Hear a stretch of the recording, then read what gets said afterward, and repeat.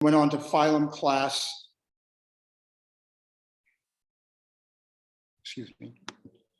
phylum, class, order, family, genus, and species. We've now ordered domain to that above kingdom. But he still assumed that the species he saw were those that were there at the beginning, as Genesis said, okay? In fact, he was very Platonic in his ideas, that he thought there were ideal types to be found in nature, the ideal dog, the ideal bear, the ideal whatever. But it was this that gave the first quantitative nature to biology at the end of the 18th century. And it was into that world of thinking about living systems that Charles Darwin came into the story. I won't go into his history and how he got into this from Cambridge and his graduation and his voyage on the Beagle for now. I just want to talk a little bit about the influences on Darwin, where his ideas came from that he put together in his book, Origin of Species. First of all, he was influenced by William Paley. William Paley was an Anglican cleric who at the end of the 18th century had written a book called Natural Theology. And in that book, he imagined that the world, as we observe it, the beauty of the world could teach you something about God. Okay, we'll come back to Paley's book when we talk about intelligent design.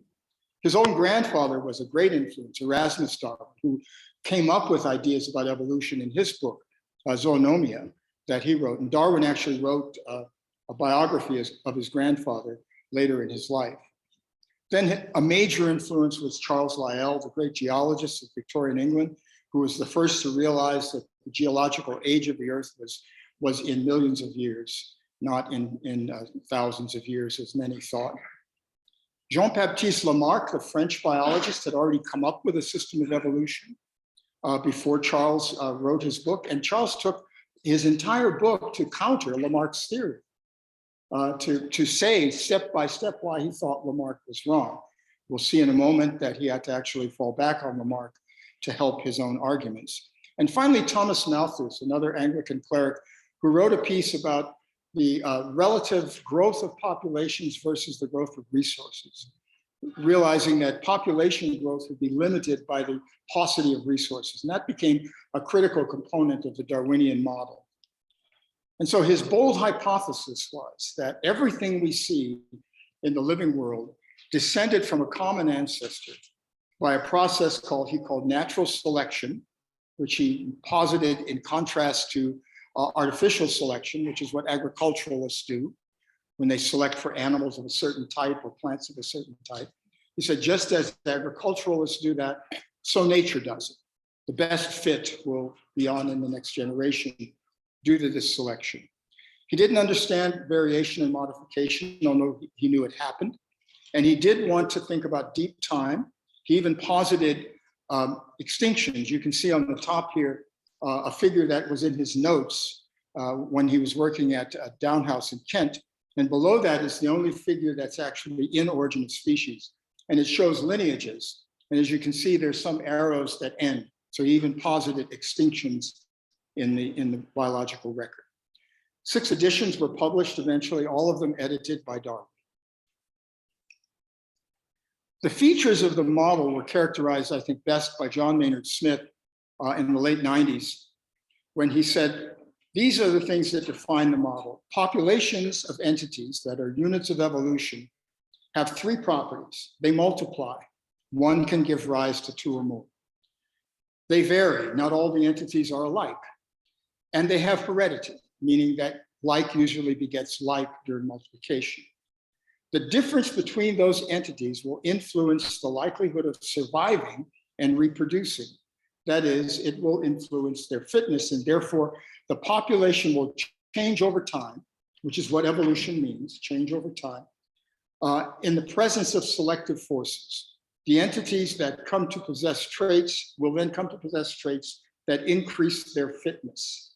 That's what descent with modification means. Now, fitness here means reproductive fitness. It does not mean survival of the fitness, does not mean the struggle for a competition of a fight kind of nature. It means that your genes got passed to the next generation because something in them was more fit for that environment. It might have been hiding from predators, not fighting predators. It might have been coloration that hid you from a predator, as opposed to one that gave you a better fighting advantage over the predator. So it's survival by reproduction, reproductive survival. Okay. So his scientific reception was, we'll talk about the other kinds of reception in a minute, but scientifically, most scientists accepted that some kind of evolution did occur, but they weren't convinced with the mechanism, right? In the 19th century, physics was the queen of the sciences. And physicists would look at Darwin and say, so you say natural selection is a force. What does it act on? He had no answer for that. And so what could that be then, right? In fact, he had no clear idea how heredity takes place. Mendel was doing his work at the same time in Austria, but no one understood what Mendel was writing about.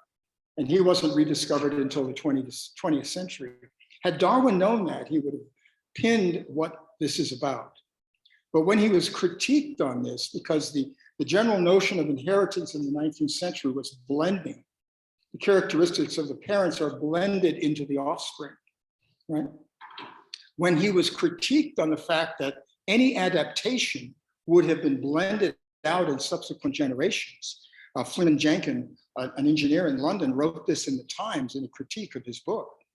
He had to fall back on Lamarck to defend himself and say, well, it was acquired characteristics of the whole population that got passed on, right? And we'll see that that's the real key then to what's called the neo-Darwinian synthesis, okay? By the middle of the 20th century, by then Darwin was eventually recovered and his model then welded with Mendelian genetics and population genetics to make an understandable paradigm that still today is the overriding paradigm for modern biology. Julian Huxley called it the modern synthesis in his book in 1942, but we now call it the neo-Darwinian synthesis, right? And it's that same set of characteristics that John Maynard Smith spoke about.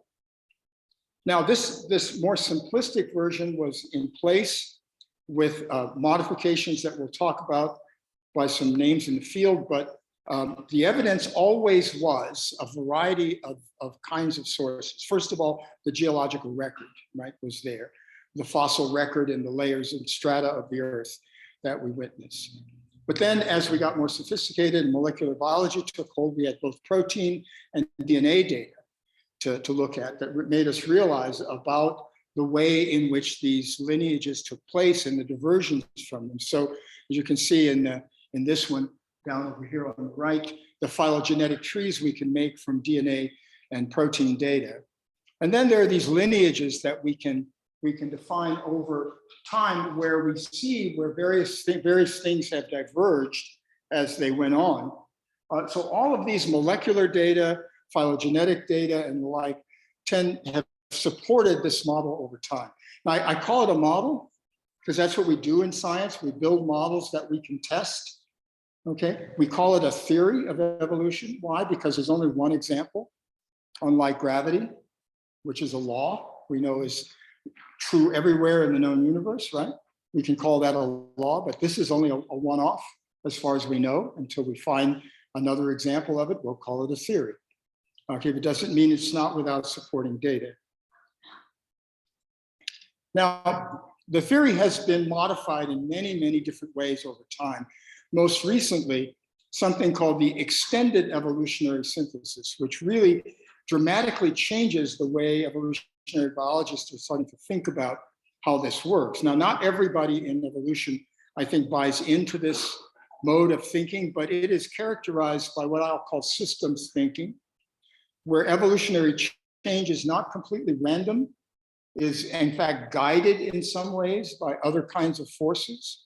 Selection can be influenced by choices that organisms make in their behavior. And there's a sense of top-down causality in it that's really dramatically changing the philosophical considerations that evolutionary biology has been leaning on for the last 30 or 40 years. So a lot of writers in this field are probably coping with this now. This is taken from a recent publication by Kevin Leyland, who's one of the proponents of this new model. But I'm not going to talk in detail about this because it gets very complicated to think about all the different fields. Just to give you one kind of feeling for this, niche selection, niche construction, when an organism builds the niche in the ecosystem in which they're going to live, their building of that niche can influence the selection that they have. One good example Leland gives is of earthworms, which are very related to the sea creatures they evolved from, but haven't changed much because when they build their niche in the soil, it's almost like they're in the ocean. It's water-based. So they haven't had to evolve much away from the kinds of structures they had when they were water-based creatures themselves. Things like that are implicit in this model. But rather than dealing with that, I want to move on now and talk a little bit with you about the philosophical assumptions that are implicit in some of the things we're talking about. The philosophy of science began to mature in the Enlightenment. In that time through the 17th and 18th century, that was characterized by the rise of science. We were then called natural philosophers, by the way. We didn't get called scientists until well into the 19th century. The rise of secular institutions where the separation of church and state had taken place. And so academies were free to diverge away from maybe the stricter teachings of the religious sector. And a philosophical shift away from scholasticism or Aristotelianism.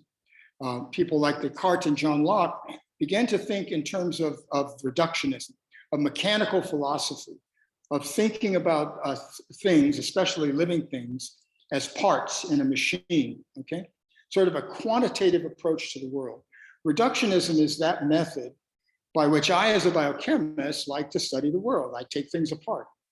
Okay, I have a friend we were in graduate school together. He was a field ecologist, and he used to tell me, Marty, I go out into the field and look at the world. And he said, if I were looking at a cuckoo clock, I would watch the clock, I'd watch where the hands were, I'd see the bird come out, I'd record the bird's song, maybe its movements and all that. He said, you would study the cuckoo clock by taking a hammer and bashing it into pieces and then sorting through them to see.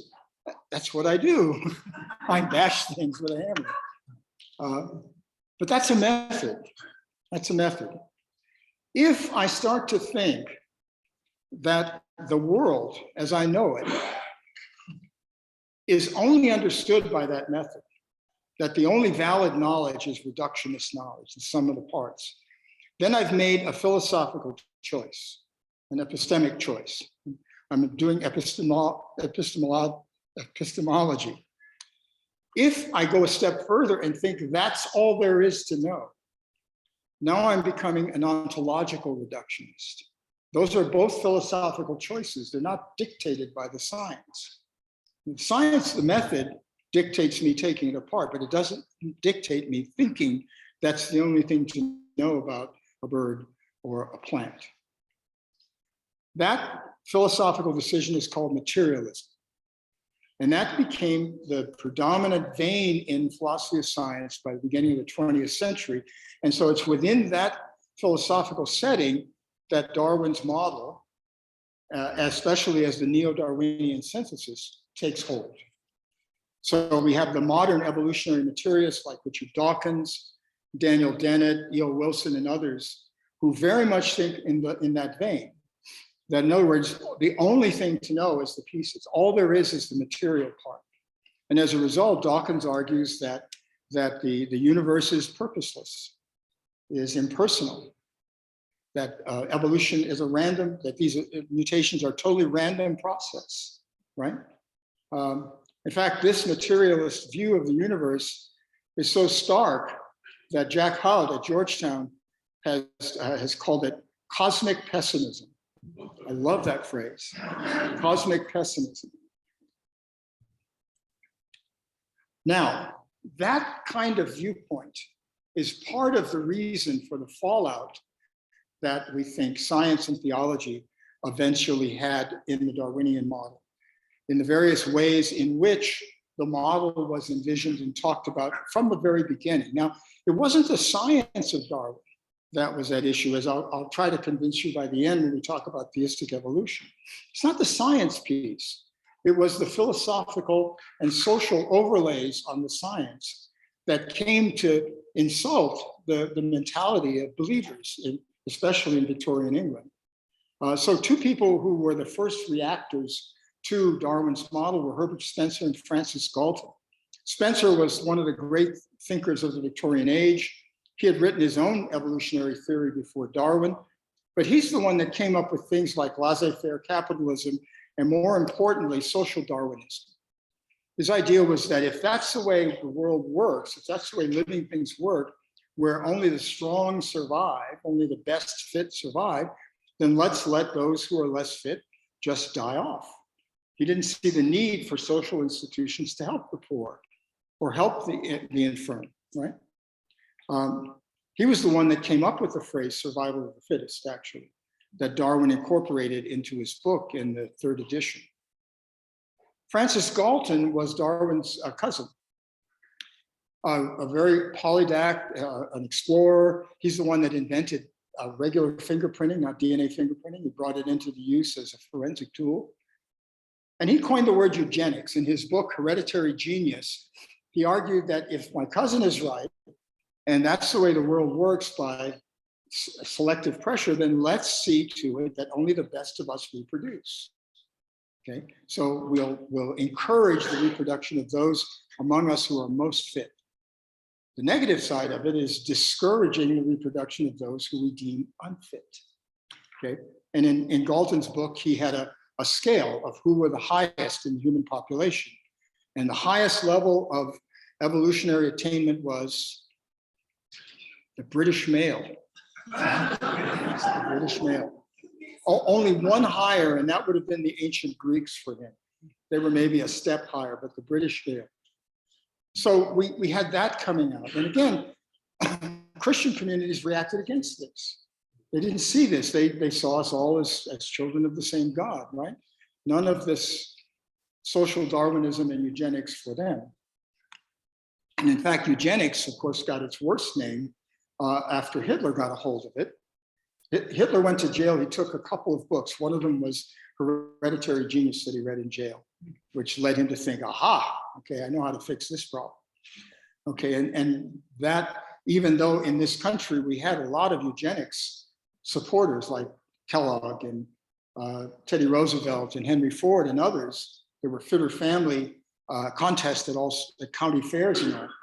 Cold Spring Harbor Laboratory on Long Island was a eugenics lab until after World War II, when that all ended and it became a molecular biology laboratory. So we were heavily invested in eugenics in the early part of the 20th century. Now, the big one, though, was Thomas Huxley, often called Darwin's bulldog. Great scientist and philosopher of the Victorian age. He actually got a preprint of the book. And on November 23rd, the book was published on the 24th. And on the 23rd, Huxley wrote to Darwin, "My dear Darwin, I finished your book yesterday." It's pretty big. So he read it overnight. And he saw in it the beginning of a new religion, his tool in his fight against the church, okay? He actually coined the word agnostic because it was impolite to call yourself an atheist, but that's what he was. And all of this conspired to put overlays on top of the scientific model that haunted Darwin until his dying day.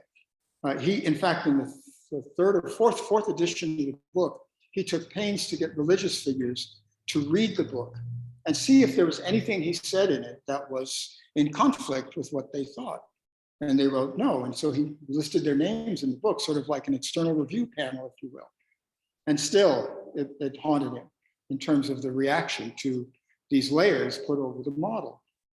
So we've inherited that down to this day, that same attitude of fight between science, in this case, as characterized by evolution, and theology, as characterized by the religious reactions to it.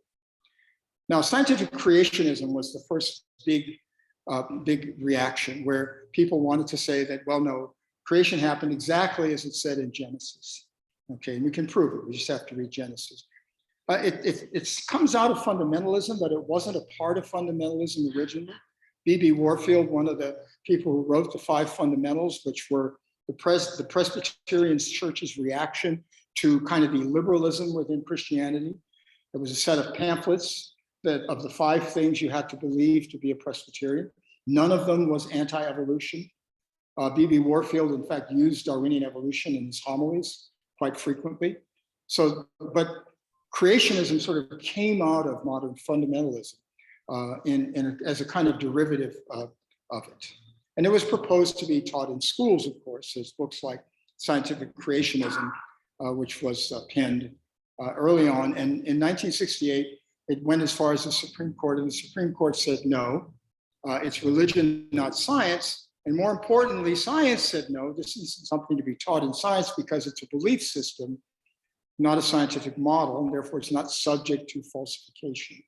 The way we do science doesn't allow us to examine this particular model. And so that sort of died out. But the second reaction to it that came later and is still around was intelligent design. And that takes us back to William Paley, who I mentioned earlier. In his book, Natural Theology, in 1802, he proposed that by looking at the living world, you can see the evidence of God's hand. So the human eye, for instance, is so complex, he thought, it must be designed. And he's the one that came up with the metaphor that if you were walking across a moor and you found a watch on the ground, you'd never think that it occurred by a random set of processes. Somebody designed it and left it there. And that's the title of Dawkins' book, The Blind Watchmaker. It comes from that watchmaker analogy that was in Paley's book. Well, the modern version of this are the 2 scientists, Michael Behe, who's a biochemist at Lehigh, his book, Darwin's Black Box, and then William Dembski, who's a mathematician at Baylor, No Free Lunch. And they proposed this idea of what they called irreducible complexity. Okay? They believe that the evolutionary model fits for most of what we see in the living world, but there are things that are so complex that you have to propose the intervention of an intelligent designer at some point. The human eye would be one example. There are lots of them that they came up with, okay? That these couldn't have come about by the Darwinian model. Now, they weren't taking into account the extended evolutionary synthesis when they did this. This was at the end of the 20th century, so now they might have a different take on it. But the idea of this was that the complexity was too great and you had to explain it by a designer, but they didn't call the designer God. They're very careful here. In the hopes that they could get this into the classroom, they refused to make it a religious commitment, saying the designer was just that, an intelligent designer, and leave it at that, without saying who the designer might be. All right. So what's wrong with that? What's the problem there? Okay. So let me try to unpack that for you in the last 10 minutes or so we have, and then open it to a discussion of these topics. First of all, about the conversation between science and faith. Science, and I say science and theology because I'm thinking of the academic discussions, but I really mean science and faith here, as the name of your forum suggests. Ian Barber and Jack Hout both wrote different versions of these models of interaction or modes of interaction. And the first one they said was conflict. This is what we see in the reports of the evolution versus creationist discussions. This is, or ID proponents, this is the 2 in conflict. They are diametrically opposed and never can be resolved. Stephen Jay Gould actually came up with the second kind of interaction, the independence one. He said, science has its field and religion has its field and they don't overlap. He called it non-overlapping magisteria or noma. So that's independence or contrast. Dialogue or conversation is the third, and the fourth is integration, or as Hout called it, confirmation. And these are the positions taken by those of us who call ourselves theistic scientists, or in specific terms of Darwin, theistic evolutionists. Okay? So I want to explore what that means, what it means to be a theistic scientist. And in order to do that, we need to go back to my brother Thomas. Full disclosure, I'm a Dominican and very much a Thomistic fan. I won't call myself a Thomistic scholar. I'm not trained in Thomism, but I've read enough and interacted with enough Thomists that I can talk a little bit about it. And as I said at the outset, it's out of Thomas that we think of the existence of God as a philosophical point. Thomas said the existence of God is knowable in itself, that God is. That's the first line of the Summa Theologica. But we can't know anything else about God, he said, because the rest that we know is faith and revelation. Okay. However, because we have a brain and a way of thinking that allows us to deal with complex issues like this, we can come to examining the effects of God. This is a posteriori knowledge, and come to some analogous statements about God. And that leads to his 5 ways of knowing about God, that unfortunately people think are 5 proofs of God's existence, which they're not. They're arguments. They're just ways of knowing. They're analogies. God is the unmoved mover, the uncaused cause, right?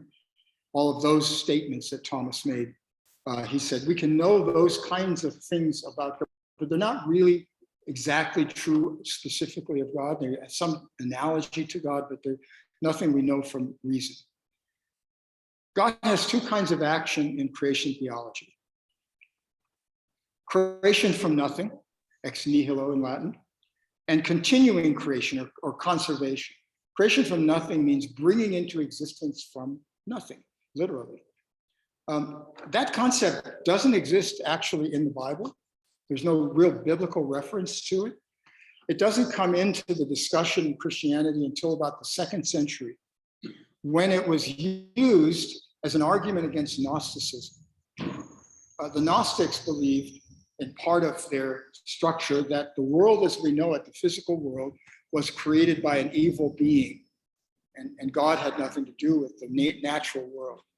And in counter to that, the Christian theologians of the time said, no, God created everything. In fact, everything from nothing, everything you see is a result of this initial creative act. And it was an argument against Gnosticism until the 12th century, when the 4th Lateran Council actually codified it into belief. Okay, so that's where ex nihilo comes from. And at the same time, it was realized that God not only created everything in that from nothing kind of act that we can't understand, but also sustains it in existence. God keeps us from falling into nothingness. Right? So those are the 2 agencies that God has that Thomas called primary cause. Primary cause. Okay. Now, by cause here, he doesn't mean the cause that we think of in the world. This was an analogous statement by analogies. He said it's like an uncaused cause, or prime mover, an unmoved mover.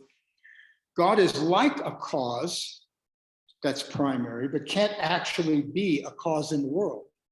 Okay, that would be, that's not God's agency. God created all of this, but it's not a cause within the world. So Thomas said, everything else that we see happening around us is secondary cause. All the laws of nature, the laws of the universe, all the things we talk about as scientists that we investigate when we build our models and test them, is looking at secondary causation. That's how that part of the universe works, because of God's initial primary cause of creation. And that's what we seek to investigate, is secondary cause. Okay? In this sense, then, intelligent design fails as a science because it's a model that has an explanatory capability, but not a predictive or falsifiable capability. You can't design new experiments around the statement that the human eye is designed.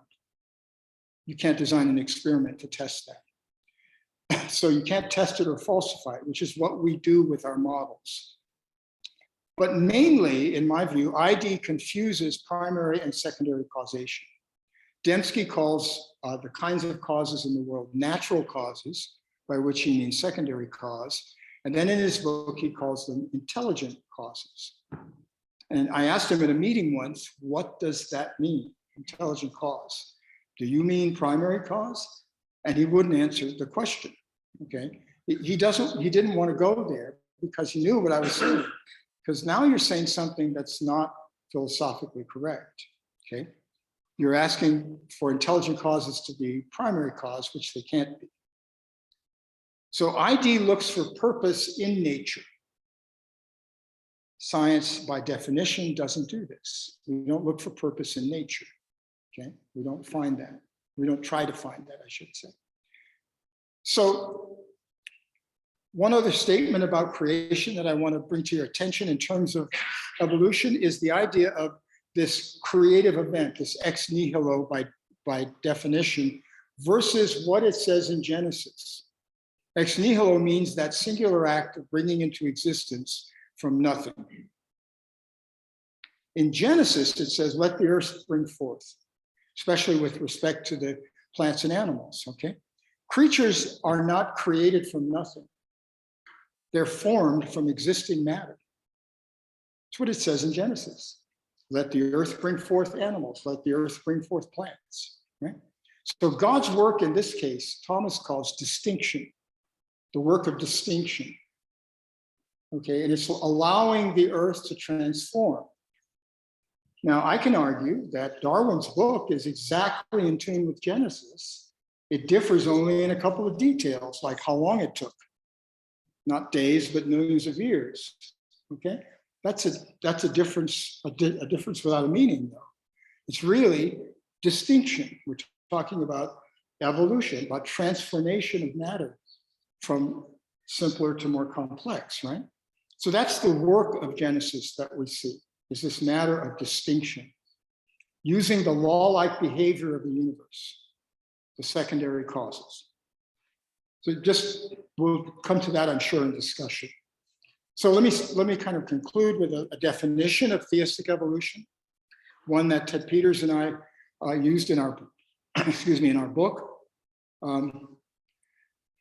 First point, the neo-Darwinian model is accepted as theory well supported by observations, and we mean the science of evolution, not the philosophical and social overlays.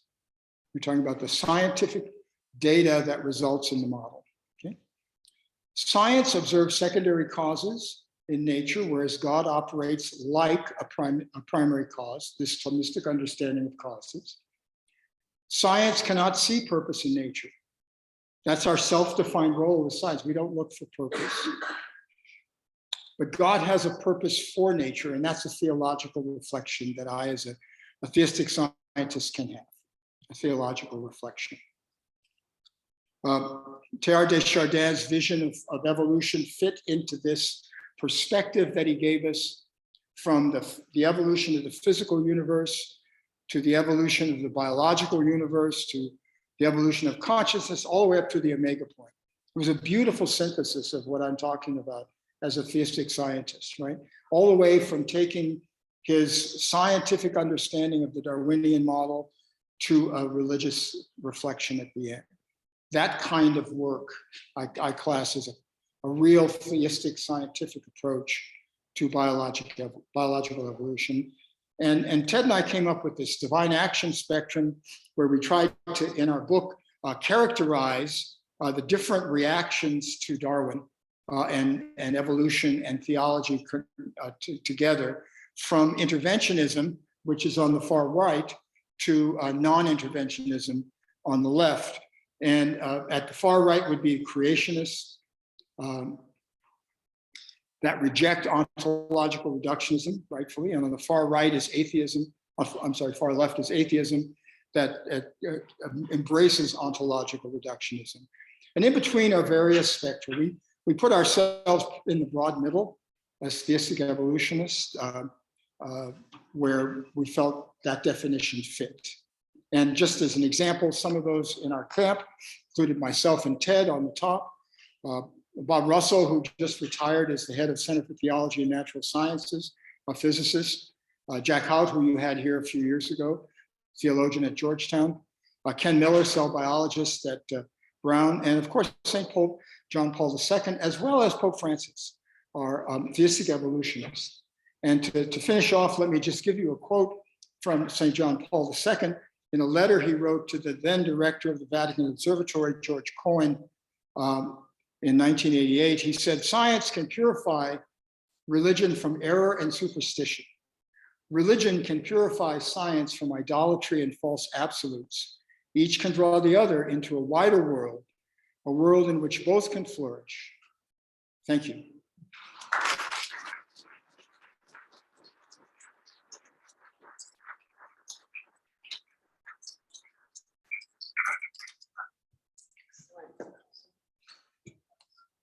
Thank you very much. That was fantastic. We will take a few questions from the audience. We already have some coming in on the chat.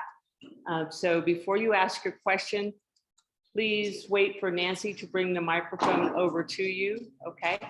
And we will start Gary and then the gentleman in the black t-shirt.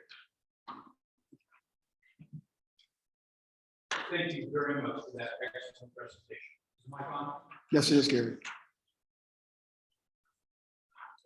Our forum is the Faith and Science Forum, and implicit in that is finding out about the interface between faith and science.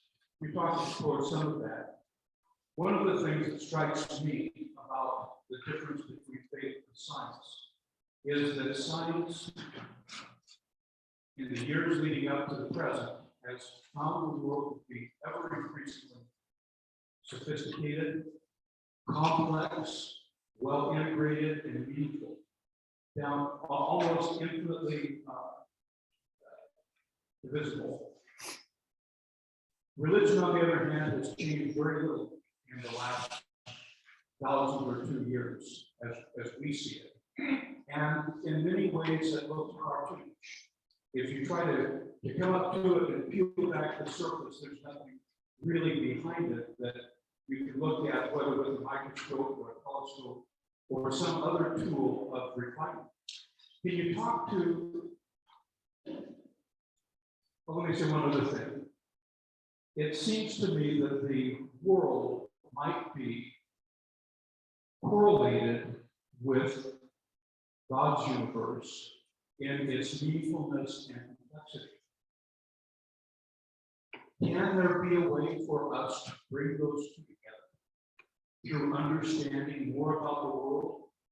And you mentioned earlier in one of your comments, applying what we know about the world to our religion or to our faith. Thank you for that question, Gary. I don't think I need to repeat it because I think the web folks could hear it through the amplification. A really good point. You're right. Science has tools which allow us to pick into the complexities of nature, ever more refined tools as we go, right? And that's one of our great gifts in terms of what we do as scientists, is being able to dissect out, like I said, hammer it apart and pick out the pieces and see how they fit together and what they do. And that's not the tools and the baggage that theology carries into the discussion. You're right to say that from the outside, religions look like they're staid, right? They look fixed in time, some might say, depending on which religion you're talking about, right? But the theological discussion that takes place, and I'm distinguishing here theology as a discipline from religious practice, which are not always the same thing, right? Theology as a discipline is ever evolving in terms of the discussion. And if you go to that literature, you see a variety of ways of trying to do what you said, peel back the layers, probe, move science into the discussion. A great example, you had Jack here. Jack Hewlett wrote his book, God After Darwin, was an incredible theological journey that he took us through of taking Darwin seriously, taking the evolutionary model seriously, and then saying, what does that do to me as a Catholic and as a Catholic theologian? His new book just came out a couple of weeks ago. It's called God After Einstein. He's doing exactly the same thing with the cosmological model now, okay? And seeing what does that do to his Catholic theology. And I class that as the kind of work that you want to see. Now, when does that make it into the pews, right? That's where you're coming from, I think, is the way we practice religion seems to be locked in a time warp, back here. But the way theologians, for the most part, are thinking about it is very in tune with what you're asking. come to grips with the modern world as science envisions it, and see what that does to us theologically. What does it mean? I recommend Jack's new book too. Yeah. No, there was a question back here, and then we'll come.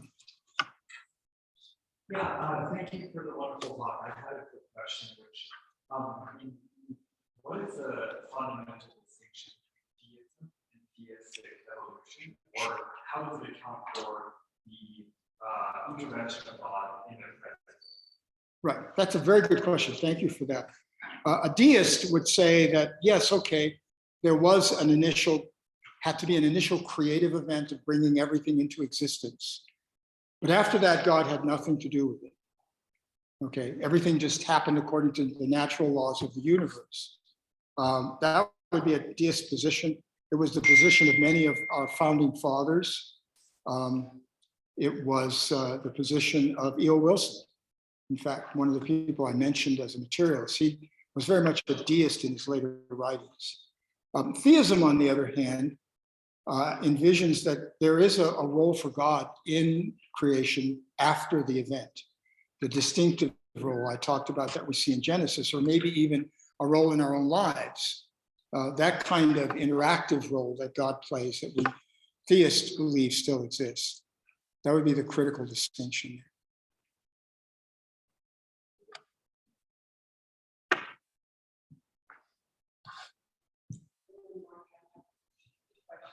From Zoom. Okay, a point we did mention in terms of theological response to evolution is that evolution seems to be so random, so chaotic that you don't know where it's going to go. And therefore, the idea, the belief that God had a purpose in creation is under some discussion. The extended synthesis now and other things to Conway Morris, and people are saying, no, built into this chaotic thing, it allows for novelty, but there are certain boundaries and it can only go in certain directions. But given the chaotic randomness of evolution, would you comment on the idea that the creator can't know the future in detail? He has a good guess about what it is. We can't know it in detail because there is no future out there. And the only future out there is the one that creation is making right now. So you sort of unpacked a whole group of issues here. First, let's deal with the chaotic, random nature. Random, yes. Chaotic, no. And you're right to point out that people like Conway Morris and others are talking about the limits of the process.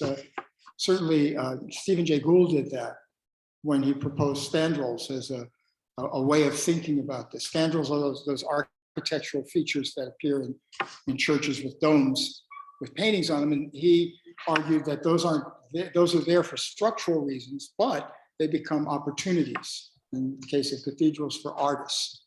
So we argued that there are such things in evolution that become opportunities. You're right to say that the extended evolutionary synthesis sees more of that and less of the randomness in it, more direction in evolution than Dawkins would have you believe. But chaotic, I would say no, because chaotic would imply that anything could happen. And certainly we know, given the structures, with the organic structures we're dealing with, not anything can happen. Well, the weather's chaotic. Of course, no, the influences we can't predict.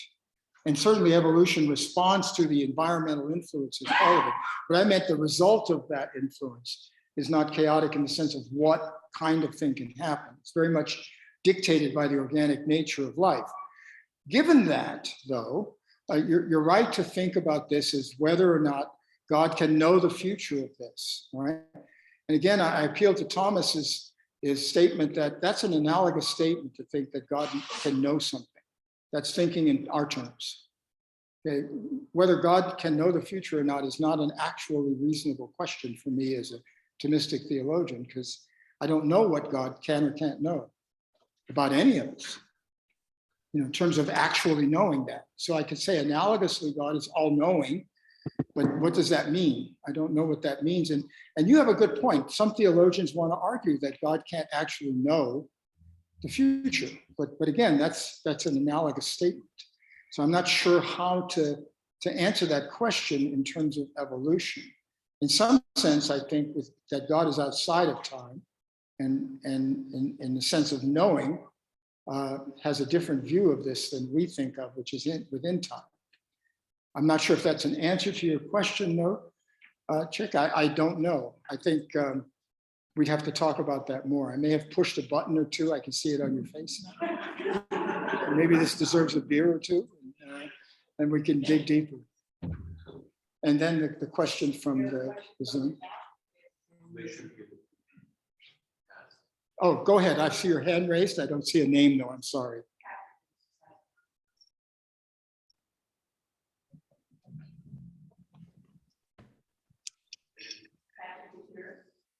I'm here. Do you want me to go or David? David's the one with the hand raised.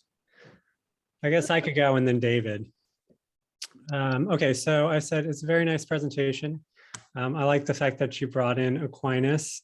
He's a fascinating individual, and you brought up a fascinating line of thinking with him. I am interested in what your conception of a primary cause is. To me, it seems somewhat unusual to think that a primary cause could cause secondary causes, which we are thinking of as the laws of nature, without actually acting within nature or actually acting within our universe physically. I think it's an interesting thought. I think that there's some truth to it, but I'm wondering if you have any added insight or thoughts about that. Thank you for that question. Everybody heard that? I assume yes. Okay. No, I didn't know if it was coming. I'm hearing it from the computer. But thank you for the question. And so remember that I mentioned that Thomas's use of the word cause here is a metaphor, an analogy. God, you're right, cannot be a cause in nature, okay, a natural cause. God as primary cause or uncaused cause, in Thomas's view, is what sets everything in motion, the unmoved mover kind of analogy also. And from that flow the laws of nature, the secondary causes. God doesn't actually enter nature and create the laws of nature as primary cause, but rather sets the whole thing in motion such that these laws exist, from which then we as scientists observe the way nature works and are able to, as we were talking about, pry open the features of the world in our methods. I don't know if that answers what you were asking or not. Please say so. It seems a little hazy to me how something in nature physically gets caused by something that's not physically acting upon it at some level. But again, the way that God works is mysterious. So, well, it's again, keep in mind that the word cause here is an analogy. God isn't actually a cause in nature as primary cause. It's an analogy, Thomas would say. So best way we have of describing what happened. David. Thank you for the presentation. I found it very informative. I have a couple of questions, but before I mention that, you talked about deism, and I believe that I was reading Weinberg a while back, and that he said, I believe he could accept a deist view of the universe. But my question has to do with Ernst Mayr at the very beginning, in what evolution is, he said that at the first step of natural selection, everything is a matter of chance. And I was wondering if you believe that that's true and or scientific. And then the other thing I wanted to mention was Dan Dennett in the book on consciousness said that if actualism were true, and he did not rule out actualism, by the way, he said if it's true, it would make a mockery of Darwinism. And I was just wondering if you would comment on Mayr and Dennett. So thank you for the question. First of all, Meyer's statement about the first step being chance, it gets to this point about setting evolution in play and not knowing how it's going to go. Each time we think we might get a different result. Stephen Jay Gould said that you replay the tape of nature, you may get something completely different. And he said this after examining the Burgess shales, right, and seeing all these forms that had disappeared. So there is a sense to it of chance, but not in the sense, to me, of complete randomness, of anything is possible chance. Chance in the sense that, as we were just saying, the interplay of changes in the natural world that influence the next step in selection are not predictable in that sense. What will happen next? Give it that flavor of chance. The extended evolutionary synthesis sort of goes in a different direction from that now, pushing into this some kind of purposeful interplay between the organisms and their environment that can actually direct evolution, okay, which I think is an interesting model to play with. When Meyer said this, of course, we weren't thinking in those terms. In terms of Dennett's issue with consciousness, saying that if all of that were, if what he said actualism were true, would it invalidate Darwin? Yeah, that's correct. He goes into a very, very long discussion about this. Yeah. Plus, he also wrote a book called Elbow Room, which is all about free will, in Yeah. case you didn't. He did. I don't know that particular book. I've read a couple of his Darwin's Dangerous Ideas, the one I know best. And I think that saying that it would invalidate the model is akin to saying that the model is inviolate. I mean, we always test our models. And in fact, Darwinism has been challenged by more than that, by, for instance, horizontal gene transfer, by epigenetics. These are major challenges to the Darwinian model. We no longer know what a species really is, given horizontal gene transfer. So there's a lot of backtalk between disciplines now that are challenging the model in ways that it should be challenged.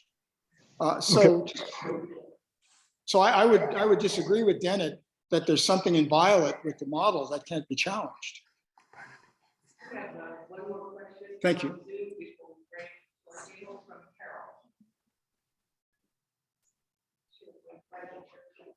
Okay, Carol? Oh, sorry. Actually, I'm Bill. This is Carol.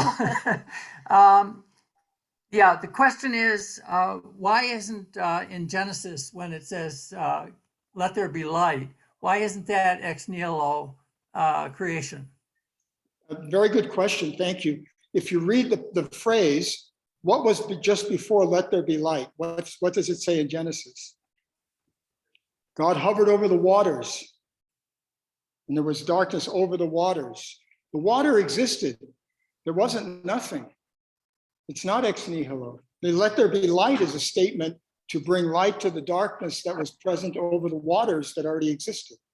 Remember, the Genesis writers were dealing with a Babylonian cosmology where there's water below and water above. It wasn't even Ptolemaic. And so they envisioned this watery environment to which God brought light and then separated the dry land from the water and then went about the work of distinction. So there's not a place in Genesis where it says there was nothing and then then something came into existence. That's the point that theologians make about this ex nihilo phrase coming later on in Christianity in the 2nd century in an effort to counter the Gnostic heresies. Okay, we have one. Marty, I was just going to ask you to elaborate on your experience in Egypt in response to Gary's first question about how science can influence acts of religion in religion and we're not. I mean, the conference, yeah. Gail's talking about a meeting in Cairo that I was invited to, which was a meeting held. The Grand Imam of Islam calls into a meeting every once in a while experts when a new fatwa is to be given. dictum for the Muslim world. And this particular one was about in vitro fertilization and the stem cell research that was going on at the time. Was that allowable for medical intervention in the Muslim world? And so everybody came from all over the world. I gave not a scientific presentation, but a Thomistic view of the issue. Theologians, Ted Peters was there, philosophers, scientists from all over the world came and for 2 days presented papers in front of all the imams who were going to make this decision. And then on the last day, they gave their conclusion, right? So they gave a fatwa, and it was read in Arabic, and we were all listening to it. We were in a UN center in Cairo, listening to it in simultaneous translation. And they concluded that from what they'd heard and what they discussed, stem cell research could proceed in Islam as a viable way of proceeding to find cures for certain diseases. Well, there was a scientist who was there, a biologist from Stanford, but a person of very ultra-conservative views in terms of stem cells, a Catholic colleague. And when he heard this, he stood up and started yelling at the meeting. He said, I came here all the way from California and I gave you my best advice and you're ignoring it. Why are you doing this? And we were supposed to be silent at that point. And the guards were coming after him to silence him. And a couple of us who were near him got him out of the auditorium and took him out to the lobby. And I said, we came here to do what they asked us to do. You gave your opinion. The fact that their theology doesn't agree with your theology is not the issue. You're not here to tell them what to believe. You're here to listen. They listen to you respectfully, and now you're to respectfully go back to California and be who you are. And I think Gail's pointing this out, that there are a lot of different sort of underlayers to this interaction in science and religion that we talk about, all the way from one end of that beautiful spectrum I showed you that Ted and I published to the other, right? And so the beauty of the work I've done in this field has been the ability to interact with all these different theologians. The first project I did was called Science and the Spiritual Quest, and it was only Abrahamics, a scientist of the Abrahamic tradition. So Muslims, Christians, and Jews. Eventually, we blossomed into all kinds of religious traditions coming into this discussion of science and religion and how they saw the interaction of their faith with the scientific advances being made, mainly in the West. Okay, it was Western science we were dealing with. So that's been incredibly enlightening to have a discussion like that. And I realized that what I presented you was my Thomistic view of my Thomistic theology. And a Muslim theologian would go, oh, no, that's not how we look at it. Or a Jewish theologian would do the same. The different views of this way of speaking. Thank you all. Thank you.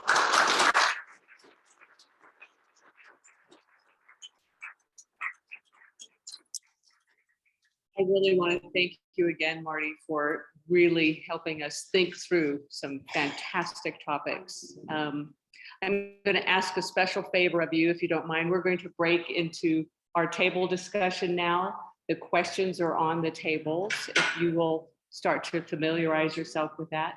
And I'm going to ask Marty if he will walk around and talk with you individually at your tables as you discuss these topics. Okay. Thank you. Sure. Thank you so much. Thank you.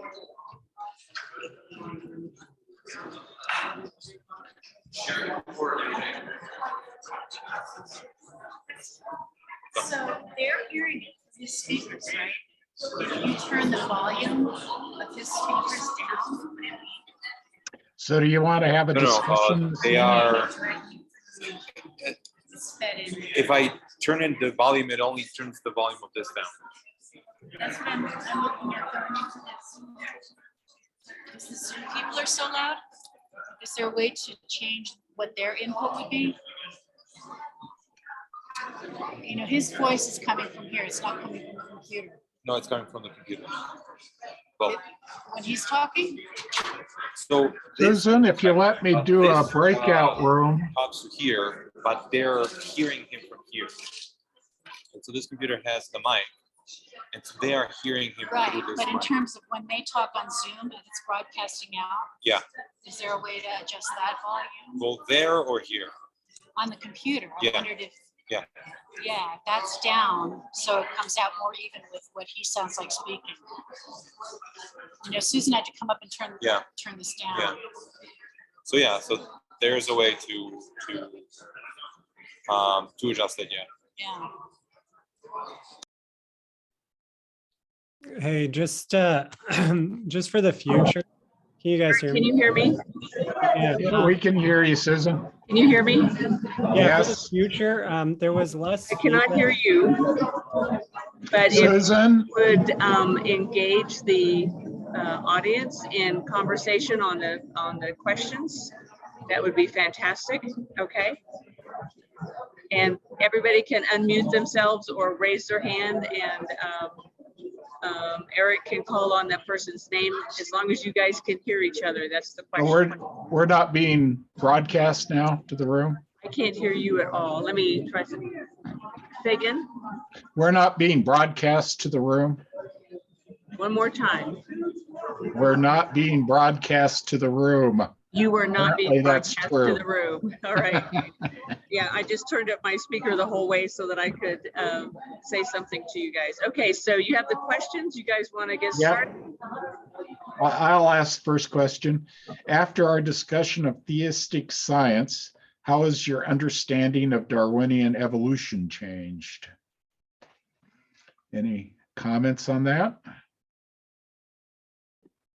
I think you can all unmute if you want. I think that he presented Darwin in a more theistic light than I was used to having him presented, which was interesting. He made it seem like Darwin wasn't the one who was championing atheism, which, I mean, he would know much better than me. So there you go. I guess it was these other guys. What was what were their names? One of them was Galton, right? Galton and somebody else, yeah. Yeah, I guess they were. I've heard that before. I think there was a lot of give and take in that back then, and how he looked at that. Yeah, it's interesting historically how things came together. So I don't know that he changed my perspective on Darwinian evolution per se, but on the history of how it interacted with theology. Yeah, I think he changed how I thought about it. Yeah. Mark, you got any comments, or? You're muted. I really don't think about it much. I'm joining this as my first faith in science experience. I've always lived in a very physical and technical world. And this has been rather enlightening. I've heard a lot, I've heard over the years, I've heard about these individuals, these scientists, these theologists mentioned from time to time, but now this lecture seemed to bring many of them together and shed some light on how they interacted. So I was happy to have listened to this. Yeah. Yeah, I think it was well organized and well presented. I think it was very informative. Yeah. The last quote, the last slide and quote, I think may offer some importance to all of us to remember that each of these things is interrelated, but nothing is absolute. Creationism, I still can't believe that creationism is absolute, and I can't believe that pure science is absolute. There's got to be something in the middle there. Yeah, that's how I see things too.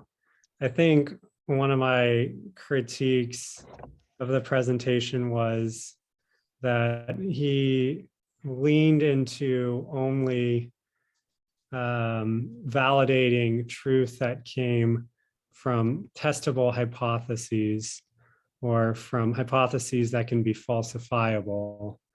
Whereas I think that that is just a subset of everything that can be true, right? So science by nature has to look at testable hypotheses, but I don't think that everything that is true necessarily is a hypothesis that can be tested, right? Whereas if you only look